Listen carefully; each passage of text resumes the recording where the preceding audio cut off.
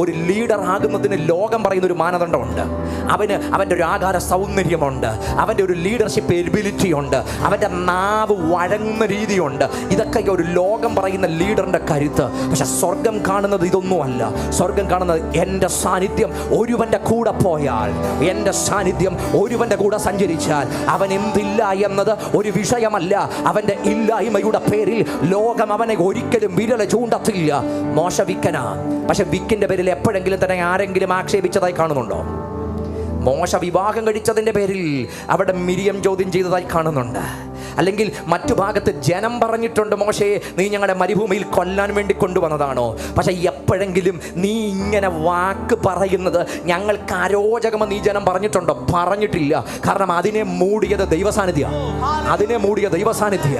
മാനുഷികമായിട്ട് പറയാൻ 100 കുറ്റങ്ങളുള്ളപ്പോഴും അതിനെ മൂടുന്ന ഒന്നുണ്ട്, അത് തിരുസാന്നിധ്യം. ഇന്ന് രാത്രി നിങ്ങളുടെ പരിമിതികൾ, നിങ്ങളുടെ റിസോഴ്സുകൾ പലതിനകത്തും പരിമിതിയാണെങ്കിൽ ഞാൻ ആത്മാവിൽ ഇന്ന് രാത്രി ദൂത് കൈമാറുക.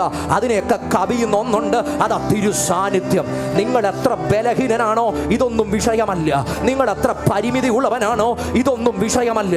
അത് ദൈവത്തിന്റെ വാഗ്ദത്തവും ദൈവത്തിന്റെ പദ്ധതിയും ദൈവകരവും നിങ്ങളെ പിടിച്ചാൽ നിങ്ങളുടെ പരിമിതികൾ മാറിപ്പോകുമെന്ന് ആത്മാവിൽ തിരിച്ചറിയുന്നവർ ഒന്ന് പറയാമോ? എനിക്ക് സാധ്യതയല്ല വേണ്ടത്, എനിക്ക് സാന്നിധ്യമാണ് വേണ്ടത്.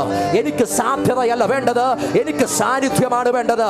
സാധ്യതയുടെ ലോകം ഞാൻ വെറുത്തു. എനിക്ക് സാന്നിധ്യത്തിന്റെ